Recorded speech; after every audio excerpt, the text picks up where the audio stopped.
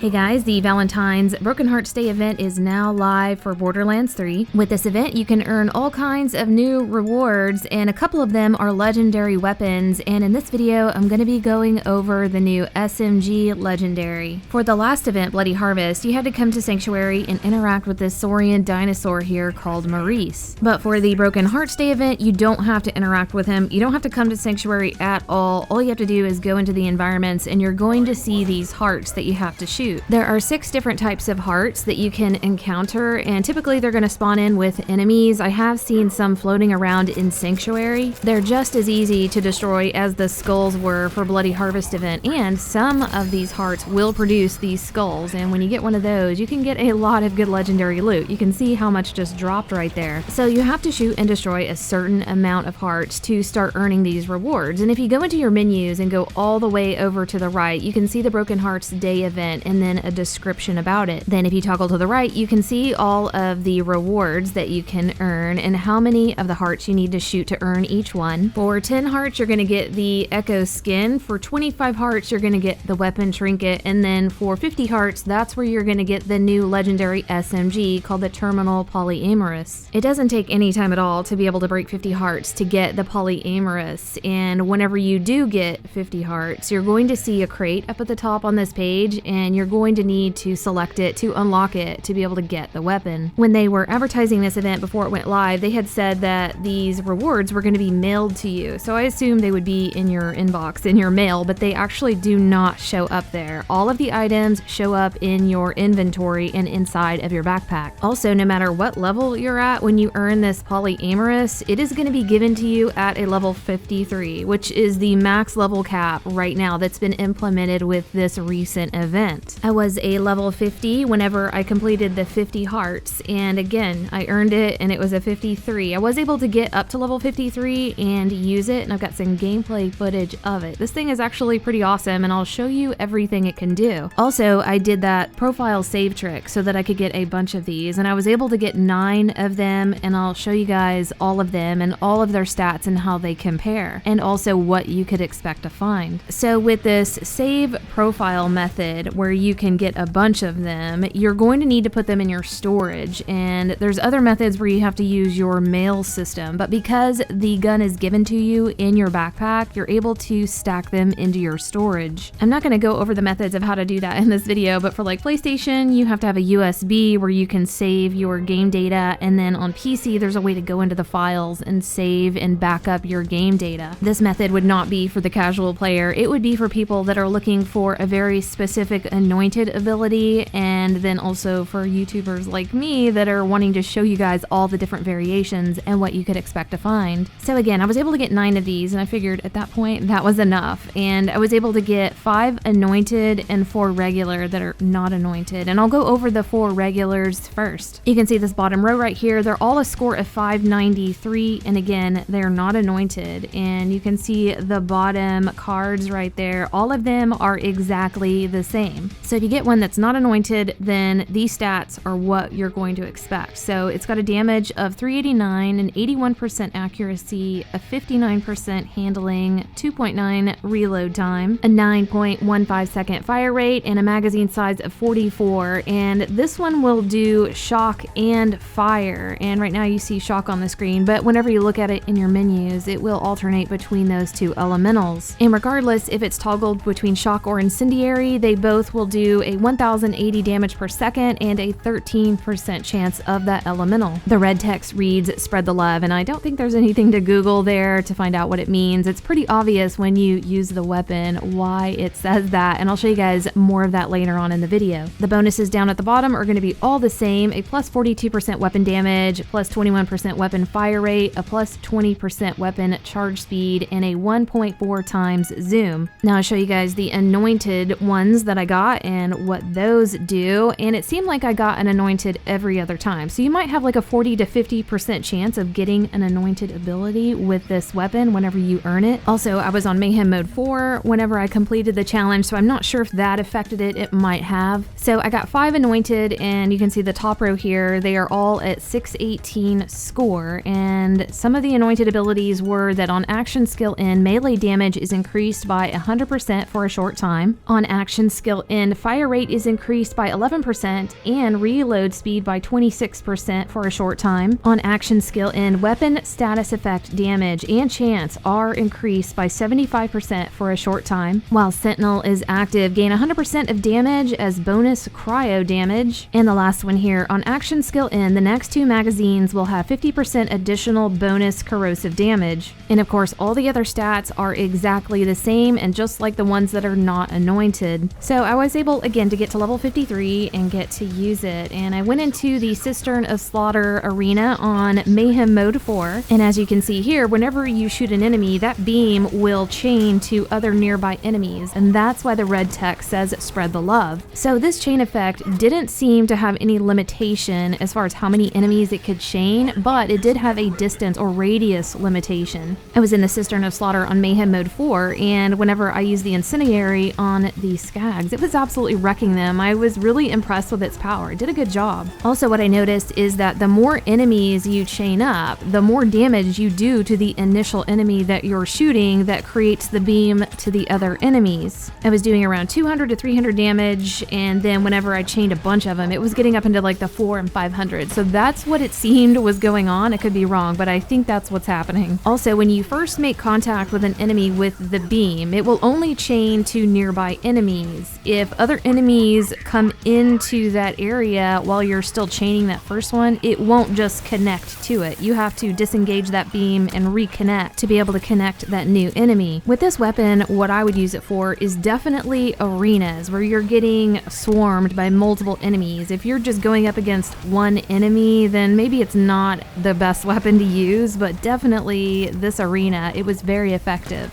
The animation alone of this gun is amazing, and just being able to switch between these different elementals and see all that chaining effect is very cool. But hope you guys enjoyed this, and we'll see you next video.